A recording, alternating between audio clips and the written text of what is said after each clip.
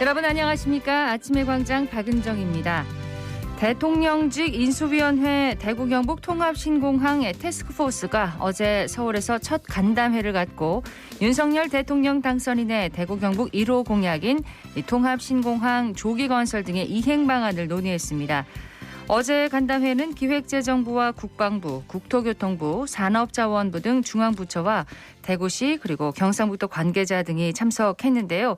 시도는 특별법 개정을 통한 국비 지원과 국가 공공기관 참여, 예비 타당성 조사 면제를 통한 신속한 도로, 철도 건설 등을 요청했습니다. 이에 대해서 국방부는 국비 지원은 검토하겠다는 반응을 보였고 국토부와 한국토지주택공사도 지자체 사업 참여 요청을 긍정적인 방향으로 검토하겠다고 밝혔는데요. 이전 터 선정 갈등의 가덕도 신공항과의 형평성 논란 등 대구 경북 통합신공항이 걸어온 길은 그야말로 험난합니다. 앞으로도 여소야대 정치 지형 등 넘어야 할 산이 적지 않은데요. 모쪼록 대통령 당선인의 지역 1호 공약이 국정과제로 선정돼서 사업에 날개를 달 수 있도록 지자체와 관계기관들이 힘을 모아주길 바랍니다. 4월 15일 금요일 아침의 광장, 먼저 이 시각 교통 상황과 날씨 듣겠습니다. 김현지 리포터. 네, 먼저 고속도로입니다. 중앙고속도로 춘천 쪽 다부터널 124km 지점 교통량 증가하면서 차량 서행하고 있습니다. 서행 구간 지나면서부터는 점차 제속도로 지나실 수 있겠습니다. 중부내륙지선 금호 방면 서대구 4.5km 앞둔 지점도 차량 다소 더디게 지나는 모습인데요. 반대 현풍 방향은 이 구간 흐름 좋지만 성선아들목 진입 이후에는 속도 떨어지겠습니다. 그 밖에 나머지 도로는 원활한 흐름 보이고 있습니다. 그다음 시내도로입니다. 신천대로 남대구 나들목 쪽은 중동교에서부터 속도 점차 더뎌지다가 신천교에서 정체 시작돼 침산교까지 이어지겠습니다. 달구벌대로 범어내거리에서 만촌내거리까지 차량 이동량 많고요. 화랑로 송정삼거리에서 반야월내거리까지는 통과속도 시속 8km로 지나면서 통과시간 22분가량 소요되겠습니다. 70로 팔달육교에서 팔달교 방향 3, 4차로 차량들 속도 떨어져 이동 중이고요. 국채보상로 청구 삼거리에서 MBC 내거리 쪽은 신호 주기에 따라 밀림과 풀림 반복하고 있습니다. 신천동로 침산교 방면 두산교에서 상동교까지, 신천교에서 경대교까지는 속도 내기 어렵겠지만 나머지 구간은 흐름 괜찮습니다. 북비산로 평리내거리에서 서대구역 내거리 방향 서대구역 내거리와 대학로 복현오거리에서 경북대학교 서문삼거리 방향 서문삼거리는 신호 한두 번에 지나실 수 있겠습니다. 이어서 날씨입니다. 오늘 우리 지역은 가끔 구름 많겠습니다. 동해안과 경북 북동 산지엔 바람이 강하게 불겠는데요. 시설물 피해 대비하시기 바랍니다. 경북 북부 지역에는 빗방울이 떨어지는 곳도 있겠습니다. 낮 최고 기온은 울진 12도, 포항 13도, 대구 20도, 구미 21도로 어제보다 3도에서 7도가량 높겠습니다. 주말엔 대체로 맑다가 일요일 오후부턴 구름 많아지겠습니다. 현재 기온은 10도, 습도는 74%입니다. 지금까지 김현지였습니다. 지역 시사정보 프로그램의 중심, KBS 대구 제일라디오 아침의 광장을 듣고 계십니다. 8시 33분 지났습니다. 자, 오늘 아침 지역의 주요 뉴스부터 살펴보겠습니다. 뉴스민의 천용길 기자, 오마이뉴스 조정훈 기자 함께합니다. 두 분 안녕하세요. 네, 안녕하십니까. 네, 청 기자님 첫 소식 전해주세요. 네, 정호영 보건복지부 장관 후보자 이 자녀의 특혜 논란이 계속해서 이어지고 있습니다. 지금 한간에는 이 조국 전 법무부 장관 사태 당시처럼 네. 이 국민의힘판 조국 사태다. 라고 하는 지적도 나오고 있는데요. 이 정호영 후보자가 경북대 병원에서 부원장, 원장으로 재직할 때 자녀들이 이 경북대 의과대학 편입학했다는 사실에 이어서 이 정 후보자의 아들이 경북대 학부 재학 시절에 석박사들과 함께 논문 공저자로 이름을 올렸고 이 논문이 의과대학 편입학에도 사용됐다는 이 추가 사실이 드러났습니다. 네. 이 정 후보자의 아들은 자기소개서에서 이 논문도 번역하고 연구실에 심부름꾼이 아닌 한 사람의 연구원으로 연구에 참여했고 이 결국 두 편의 논문의 연구자로 이름을 올렸다라고 썼는데 이 정 후보자 쪽은 이날 또 입장문을 내어서 논문 의혹과 관련해 부당한 과정은 없었다라고 해명을 했습니다. 네. 그런데 해당 논문이 전자공학회 학회지에 기재된 시기가 2016년이었고 또 주제가 사물 인터넷 헬스케어와 관련된 것이었습니다. 그러니까 의과대학 진학을 좀 염두에 두고 이 논문에 참여한 것으로 보인다라고 하는 지적이 있었는데요. 학부 때인 거죠? 네, 학부생 때입니다. 이 나머지 저자들은 석박사급 연구원들이었고 이 정 후보자의 자녀만 학부생이었습니다. 때문에 철저한 검증이 필요하다라고 하는 지적이 잇따르고 있는데 네. 오늘 민주당 국회의원들이 경북대 병원에 지금 항의 방문도 예고했습니다. 오전 9시 40분경에 경북대 병원 앞에서 기자회견을 열고 이후 병원장 항의 면담도 진행할 예정인데요. 예. 이게 지금 계속해서 좀 의혹이 나오고 있는 만큼 이 철저한 해명이 필요해 보입니다. 그러니까 이 모든 것은 이제 인사청문회 때 다 이렇게 뭐 해명이나 설명이 필요한 부분이잖아요. 그렇습니다. 지금 인사청문회 일정은 아직까지 나오고 있지는 않은데 이게 18명의 장관 후보자 그리고 국무총리 후보자까지 함께 인사청문회를 진행하다 보니까 네. 어떤 후보자가 먼저 진행할지는 앞으로 조율이 좀 필요한 부분인데 이 의혹에 대해서 해명하지 않는다면 입시와 관련해서는 우리가 상당히 몇 년 민감하죠. 전에 민감하게 겪지 않았습니까? 예. 좀 해명이 필요할 것 같습니다. 네. 다음 소식 듣겠습니다. 네, 최근 개통한 대구 4차 순환도로 통행요금을 50% 인하해야 한다는 연구 결과가 나왔습니다. 대구 경북 연구원에 따르면 대구 4차 순환도로 개통 효과와 향후 과제를 연구를 통해서 통행요금을 인하해야 한다 이렇게 주장을 했는데요. 네. 이 연구에 따르면 대구 4차 순환도로는 한국도로공사 왕복 4차로 수준 요금을 적용을 하고 있습니다. 승용차 기준으로 32.9km 정도인 4차 순환도로의 전체 이용요금은 하이패스를 이용할 시에는 2,200원인데요. 현금으로 이용할 시에는 3,000원입니다. 네. 하지만 같은 거리를 킬로미터당 주행거리와 기본요금을 기준으로 산정하는 한국도로공사 고속도로 요금으로 계산을 한다면 2,358원이 나옵니다. 또 대구 4차 순환도로는 제한속도 기준으로 2차로와 유사한 80km로 설계가 되어 있는데요. 이 때문에 50% 할인 적용이 바람직하다 이런 주장도 하고 있습니다. 국내 왕복 2차로 고속도로는 대부분 제한속도 80km 이하로 되어 있습니다. 그리고 왕복 4차로는 100km 이상으로 설계가 되는데요. 네. 한국도로공사는 왕복 2차로 고속도로에 대해서는 통행요금 50% 할인을 적용을 하고 있습니다. 그리고 또 대구시 외곽을 둘러싼 4차 순환도로 특성상 교통서비스 형평성 문제도 해소해야 한다 이렇게 주장을 하고 있는데요. 네. 대구시에서 소득 수준이 가장 낮은 서구와 남구가 다른 지역보다도 혜택을 적게 받는 것으로 분석이 됐기 때문입니다. 이게 이제 대구 경북 연구원의 연구 결과인데 이런 그 결과가 어떻게 뭐 대구시에 어떻게 뭐 이렇게 전달이 되거나 그래서 개선돼야 되는 건가요? 뭐 어떤 방법이 가능할까요? 네, 일단 연구 결과가 나왔기 때문에 대구시가 이 문제를 가지고 한국도로공사와 같이 협의를 해야 되지 않겠나 이렇게 예. 보여집니다. 예. 소식을 하나 더 듣겠습니다. 네, 어제 여야가 이 선거구 획정과 관련해서 좀 합의를 이뤘는데요. 이 결과에 따라서 오늘 최종적으로 여야가 국회 본회의에서 처리할 예정인데 이 대구와 경북이 좀 엇갈린 상황이 됐습니다. 정수 조정에 합의하면서 이 대구 시의원 숫자가 지역구 의원이 27명이었는데 이 2명 더 늘어나게 됐습니다. 예. 이 수성구와 달성군에서 지역구 시의원 수를 늘리기로 했고요. 이 반면에 경상북도 의회의 경우에는 지역구 의원 수가 14명으로 기존을 유지하게 됐지만 이 청도, 성주, 울진의 선거구는 통합하고 이 구미와 김천에서는 이 도의원 숫자를 늘리기로 했습니다. 네. 이 대구의 경우에는 6개 지역구가 좀 영향을 받았는데 애초 인구가 좀 적었던 중구의 경우에는 인구 하한선 미달이었는데 5만 명 이상의 경우에는 줄이지 않는다라고 하는 이 규정을 적용을 했거든요. 네. 그대로 유지됐고 경북의 경우에는 14개 선거구가 영향을 받았는데 일단 청도와 성주, 울진은 기존의 도의원을 2명 뽑다가 이제 1명만 뽑게 됐습니다. 기초의원도 이에 따라서 조정이 좀 있는데 최종적으로 이 선거구 획정위가 안을 확정하고 이 광역의회 선거구 획정위에서도 안이 나오게 되면 네. 다음 주 중에서야 이제 지방선거 선거구가 완전히 마무리될 것으로 보입니다. 예. 그러면은 대구는 수성구와 달성군이라고 했는데 네. 한 군데씩 이제 늘어나는 건가요? 네, 한 군데씩 늘어나게 되고 이에 따라서 기초의원도 이 지역구 조정이 좀 있고 기초의원 숫자도 늘어나게 됐습니다. 예. 자, 그렇군요. 자, 지역 소식은 여기까지 듣고요. 이슈 토크로 넘어가도록 하겠습니다. 오늘 짚어볼 이슈는 뭔가요? 네, 경상북도가 올해부터 농민수당을 지급하는 가운데 이제 지역화폐로 지급이 시작이 됐거든요.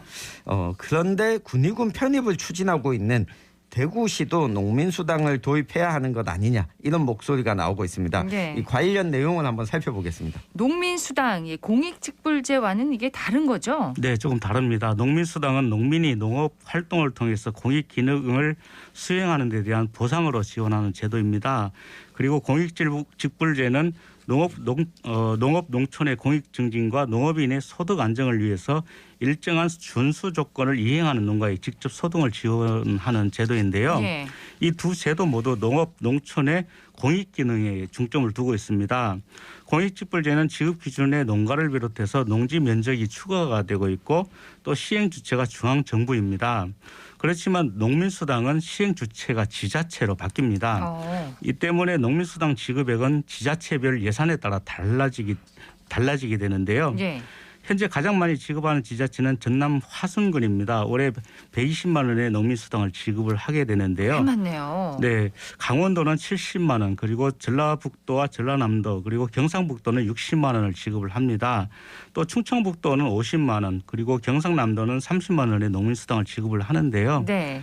농민에게 직접 수당을 지급하는 경기도 그리고 제주도는 각각 60만 원, 40만 원을 지급을 한다고 합니다. 네. 그러니까 지자체에 따라서 농민수당이 금액이 다른데 그 농업 비중이 높은 광역도에서는 이 농민수당을 지급을 하는데 대도시 경우는 아직 도입한 곳이 없나요? 네, 현재까지 특별시나 광역시에서는 도입한 곳이 없습니다. 울산에서 2020년 농민수당 조례가 제정은 됐지만 아직까지 지급한 적은 없고요. 같은 해에 광주도 조례안이 발의가 됐지만 이 조례안 자체가 지금 보류 중입니다. 인천은 올해 지급을 앞두고 있지만 기초지자체와 인천시 간 부담액 비율 문제로 구체적인 계획이 나오지 않았고 네. 대구시의 경우에도 지난 2020년에 농민수당 도입이 검토가 됐지만 결국 무산됐습니다. 도시농업을 주로 하는 대구의 경우에 하우스 재배가 많아서 경영 부담이 적고 코로나19로 예산 사정도 여의치 않다는 이유에서였습니다. 그렇군요. 그러니까 대도시에서는 아직 한 곳도 도입된 곳이 없습니다. 네. 그런데 이제 지금 군이 편입, 대구로 이제 편입하는 게 이제 지금 추진되고 있어서 상황이 달라졌는데 아무래도 군위가 대구시로 편입되면 농업 인구가 크게 늘어나지 않겠습니까? 네, 맞습니다. 대구에서도 달성군이 있지 않습니까? 그렇기 때문에 농업 인수가 상당히 좀 많은 편인데요. 2020년 기준으로 24,800가구 정도가 됩니다. 2010년부터 2013년까지는 다소 늘었다가 2014년부터는 2019년까지는 좀 감소를 했었거든요. 예. 그런데 2020년에는 9,000가구 이상이 늘었습니다. 이렇게 크게 증가한 대구의 농가 수와 함께 또 군위의 농가까지 포함이 된다면 그 농정에서 담당해야 할 농가 수는 2020년 기준으로만 28,500가구가 넘게 됩니다. 2019년에 비해서도 10,000호 가까이가 증가를 하게 되는데요. 예. 기존 농가의 약 2배 수준으로 증가를 하는 수준입니다. 이렇게 된다면 세종시를 포함한 8개 특광역시 중에서 가장 많은 농가 수를 보유를 하게 되는데요. 대구가요? 네, 그렇습니다. 광주시가 16,670호 정도 되는데 여기에 비해서도 약 12,000가구 정도가 더 많게 됩니다. 네. 달성군 얘기를 해주셨는데 생각보다 대구의 농가가 상당히 많습니다. 네, 예, 당연히 지역 농민들은 농민수당 도입을 좀 기대할 것 같은데요. 그렇습니다. 이 도시농업이든 아니든 모두 같은 농민인데 왜 이 농사 짓는 건 똑같은데 광역도는 지급하고 광역시는 지급하지 않느냐, 이건 맞지 않다라고 하는 지적인데요. 특히 대구로 편입될 군위군 농가들은 올해부터 이제 농민수당을 지급받지 않습니까? 네. 그러면 올해는 지급받았는데 편입하고 나서는 못 받나요? 농민수당을 지급받지 못하게 되는 상황이 벌어질 수 있기 때문에 반발이 더 거세질 전망입니다. 예. 근데 이제 이게 문제가 또 예산 문제가 걸려 있는 거죠? 네, 그렇습니다. 경상북도가 농가에 60만 원 정도를 준다고 했는데요. 대구시가 경상북도와 같이 60만 원을 준다고 한다면은 1년에 약 256억 정도의 예산이 필요하게 됩니다. 이를 각 구군과 분담을 한다고 했을 때 각 구군에서 약 60%를 분담을 하면은 대구시 예산만 103억 원이 들게 되는데요. 네. 국고 보조 사업 등을 제외한다면 대구시 자체 농정 사업 예산은 98억 원밖에 되지 않습니다. 이 때문에 훨씬 추가되는 금액을 더 줘야 되는데 대구시 본청 자체 농업 예산보다도 더 크기 때문에 그렇군요. 농민수당 예산을 만들기 위해서는 추가로 예산 편성을 해야 되는 상황입니다. 현실적으로 감당이 좀 불가능해 보이는데 대구시 입장은 어떤가요? 네, 2년 전보다는 좀 긍정적입니다. 대구시가 농민들과 간담회도 준비하고 있고 예산부서와 협의도 하고 있는 것으로 알려졌는데요. 다만 농민수당 도입의 가장 큰 관건인 재원 확보와 관련해서는 아직 대구시도 뚜렷한 답이 없습니다. 앞서서 조정훈 기자님이 언급했던 농민수당에 필요한 예산은 군의군을 편입했을 때를 기준으로 산정한 것이거든요. 네. 대구시 농정사업 예산 규모도 군의군이 편입된다면 늘어날 수밖에 없기 때문에 불가능한 수준은 아니라고 보여집니다. 이제 방법을 찾아야 하는 그런 상황이 됐는데 어떤 방법이 있을까요? 우선 전문가들은 지역 특성을 고려를 해야 된다 이렇게 얘기를 하고 있는데요. 제도 설계를 통해서 사각지대를 최소화하고 또 지급 대상 선정 그리고 갈등 해소 방안을 준비를 해야 된다 이렇게 얘기를 하고 있습니다. 군의군에만 농민수당을 주기는 상당히 어렵거든요. 그럼요. 그렇기 때문에 달성군을 포함한 대구 전체 농가를 대상으로 해야 합니다.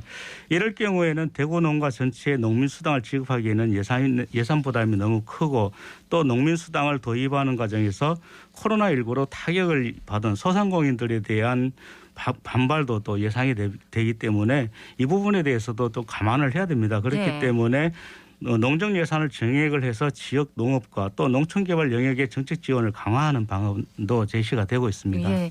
러시아의 우크라이나 침공 이후에 이제 밀 가격이 급등하면서 식량 주권이 다시 한번 강조되고 있는 상황인데 농민수당 도입도 그런 의미에서 좀 진지하게 논의를 해봐야 하지 않을까 싶습니다. 맞습니다. 이 농민수당이 기초자치단체 한두 곳에서 시작해서 지금은 도 단위는 다 실시하고 있거든요. 네. 이게 농업의 공익적 가치를 좀 인정하고 농업 인구가 갈수록 줄어들고 있기 때문인데 이 농업은 식량 주권이나 국민 건강권 유지 또 생태 환경을 보전하고 수자원까지 관리한다는 이 공익적 가치가 중요하다고 보는 것입니다.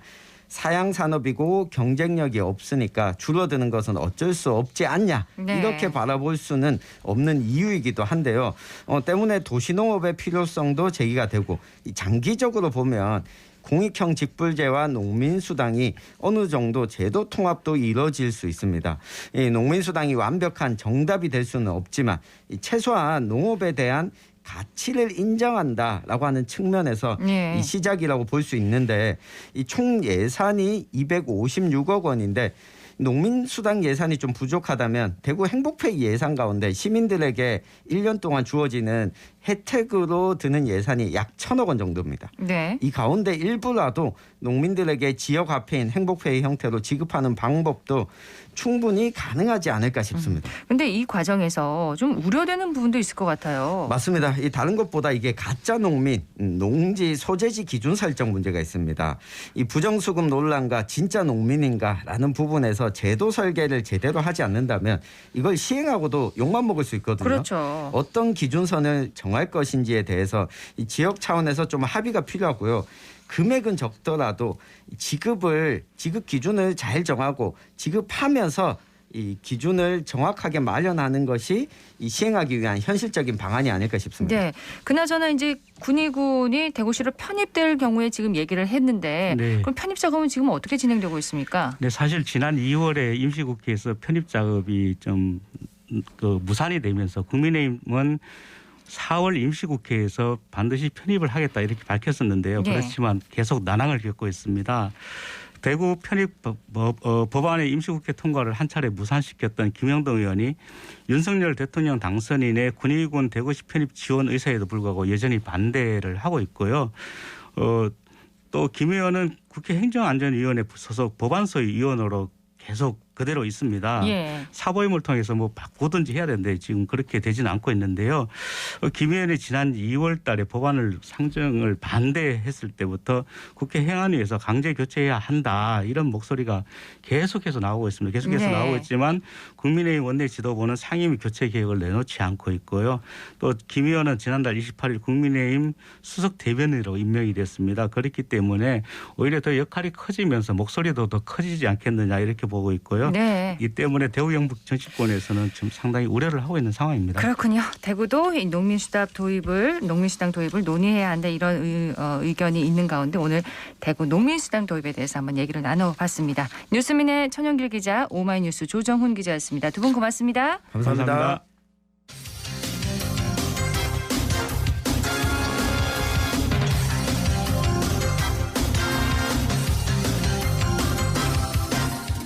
여덟 시 51분 향하고 있습니다. 대구시가 이 청년의 도전을 응원하면서 이 청년 창업 생태계를 조성하기 위해 노력을 하고 있는데요. 최근 북구청이 이 청년들이 창업의 꿈을 마음껏 펼칠 수 있도록 공유 사무실과 또 교육을 지원하는 청년 놀이터를 마련해서 눈길을 끌고 있습니다. 권미정 리포터가 소식 준비했죠. 네, 대구 청년들이 창업의 꿈을 펼칠 청년 놀이터가 이달 문을 열었습니다. 지난 1월 개최된 청년 창업대에서 수상한 30팀이 이용 대상인데요. 지상 4층 규모의 청년 놀이터에선 공유 사무공간과 동영상 촬영 스튜디오처럼 여러 시설이 마련돼 있고요. 또 청년 창업가를 위한 교육도 준비돼 있습니다. 자세한 이야기 북구청 정상현 도시재생과 과장과 이어서 청년 놀이터 이재열 사부국장에게 들어봤습니다. 저희들이 경북대 북문 인근에 2018년도에 국토교통부의 도시재생 뉴딜 사업으로 경북대 대학타운형 도시재생 활성화 사업이 선정됐습니다. 이 사업은 주민들을 위한 것도 있지만 젊은 청년들, 특히 창업이나 이를 도전하고 싶어 하는 청년들을 위해 가지고 도전에 실패해도 괜찮은 그런 장소가 필요해서 저희들이 만들게 되었습니다. 청년 놀이터는 창업 공간뿐만 아니라 유튜브 크리에이터실, 회의실 등을 갖추고 젊은 청년들의 도전 정신으로 한번 힘차게 도전해 볼 수 있는 그런 공간을 마련하게 되었습니다. 청년 놀이터 입주 기업들이 대부분 이제 대학교 창업 동아리 정도의 예비 창업자 분들이 많으세요. 그래서 이런 청년 기업들이 향후 좀 기술적으로나 재무적으로 좀 건실한 기업으로 성장할 수 있도록 교육 과정을 구성을 했습니다. 사업계획서 작성, 마케팅, 지식재산권, 자금 조달 및 투자 유치, 선진집 탐방 관련 교육을 월에 한 2회씩 운영할 예정이고, 그리고 멘토링 프로그램도 진행을 합니다. 그래서 매출 실적이 높고 정부 지원 사업 경험이 있는 각 분야의 청년 창업가 멘토 인력풀을 저희가 보유하고 있고 월 1회 정도 함께 자리를 마련할 계획입니다. 사무공간도 제공해주고 또 전문성 키우는 교육 기회도 주니까 참 큰 도움이 되겠어요. 청년들에게요. 네, 맞습니다. 저는 청년 놀이터에서 열심히 회의를 진행 중인 청년 창업가 디핑 AI팀을 만나고 왔는데요. 청년 놀이터를 어떻게 활용하고 있는지 이야기 들어보시죠. 그럼 정금 지우 씨는 이번에 HTML 강의 제가 부탁드렸는데 지금 진행 상황이 어느 정도인지 지금 바로 말씀해 주시고. CSS는 정의나 이런 거 위주로 일단은 만들어 놨고요. 뒷부분은 슬라이스 같은 거 사용할 수 있도록 하는 부분까지 진행을 했습니다. 지금 뭐 하고 있는 건가요? 지금 저희가 이제 대구광역시 일반 시민들을 대상으로 홈페이지 제작하는 강의를 준비하고 있어서 그거에 관해서 지금 강의 자료에 대한 이야기를 하고 있습니다. 빅데이터 분석을 할 때 쓴 모델을 가지고 시민들이 활용할 수 있는 서비스를 개발 중에 있고요. 강의 영상들을 지금 기획하고 있는데 지금 그 사업을 수행 중에 있습니다. 일단 아무래도 신축된 건물이다 보니까 시설 다 깨끗하고 새로운 건물에다가 심지어 인터넷도 잘 구비가 돼 있어가지고 작업하는 데서 크게 어려움 없이 작업하고 있고요. 강의 영상들을 지금 기획하고 있는데 그런 강의 영상을 찍을 수 있는 시설이 이 청년 놀이터에 구비가 되어 있습니다. 그런 것 같이 회의하거나 영상 제작용으로 저희가 아마 많이 사용할 것 같습니다. 초기 창업가들이 만약 팀을 꾸렸다 하면은 개인 집에서가 아니라 그래도 각자 모여서 할 공간이 필요하기 마련입니다. 하지만 시중에 나온 사무실 봤을 때 보증금도 비싸고 월세도 비쌉니다. 솔직히 초기 창업가들은 그런 거를 감당할 여력이 없기 때문에 이런 사무 공간이 많을수록 저희 같은 창업가들에게 힘이 되기 때문에 이런 공간이 많이 필요하다고 생각합니다.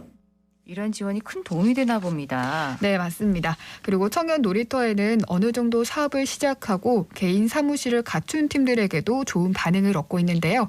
지난 1월 창업 경진대회에서 대상을 수상한 더 시퀀스 오피스 팀의 이야기 들어보겠습니다. 가능하면 사람들이 많이 있는 곳으로 가서 이 일을 하고 싶은데 또 그런 곳은 구하기가 어렵다 보니까 좀 이제 결국 외진 곳으로 빠질 수밖에 없었는데 미팅을 할 때 제 사무실이 있는 곳으로 사람들을 부르기에 너무 멀기도 하고 복잡하고 그런 것들이 있는데 여기는 찾기도 쉽고 그리고 왔을 때 회의 공간도 넉넉하고 해서 사람들과 회의를 하거나 또 뭐 작업들을 할 수 있을 때도 굉장히 편합니다. 1층에도 좀 넓은 공간이 있고 그래서 이제 행사 같은 거를 할 수가 있을 것 같고 또 저희는 영상업을 하고 있는데 스튜디오도 갖춰져 있어서 스튜디오도 유용하게 활용할 수 있을 것 같습니다. 저는 이제 단순히 돈을 많이 벌기 위해서 사업을 시작을 한 건 아니고 물론 돈을 벌어야겠지만 그것들을 어떻게 주변 사람들과 나누고 또 함께 일을 하는 거에 좀 관심을 많이 쏟고 있습니다. 주민들과 소통하고 지역의 청년들 중에서 능력이 있지만 자기 뜻을 다 펼치지 못하고 있는 그런 청년들이 많은데 그분들과 함께 좀 일들을 해서 서로 윈윈하는 그런 일들을 앞으로 계속하고 싶습니다. 청년 창업가들이 꿈을 펼칠 이런 공간들이 더 많아지면 좋겠습니다. 네, 아무래도 청년 놀이터는 올해 7월 3층 규모의 사무실을 추가로 조성하고 더 많은 청년 창업가를 모집한다고 합니다. 이렇게 지역에서 청년들의 꿈이 자라나고 또 청년들의 꿈이 지역을 살리길 기대하겠습니다. 네, 권미정 리포터 잘 들었습니다. 네, 고맙습니다. 오늘 대구 경북 지역 구름 많은 가운데 경북 북부에는 저녁에 곳에 따라 빗방울이 떨어지는 곳이 있겠습니다. 낮 기온은 대구 20도, 구미 21도 등 20도 안팎까지 오르겠는데요. 동풍이 부는 동해안은 15도 이하로 쌀쌀하겠습니다. 동해안과 북동 산지, 울릉도 독도에 바람이 강하게 불고 있는데요. 시설물 피해 없도록 주의하셔야겠습니다. 아침의 광장 오늘 순서 여기까지입니다. 박은정이었습니다. 고맙습니다.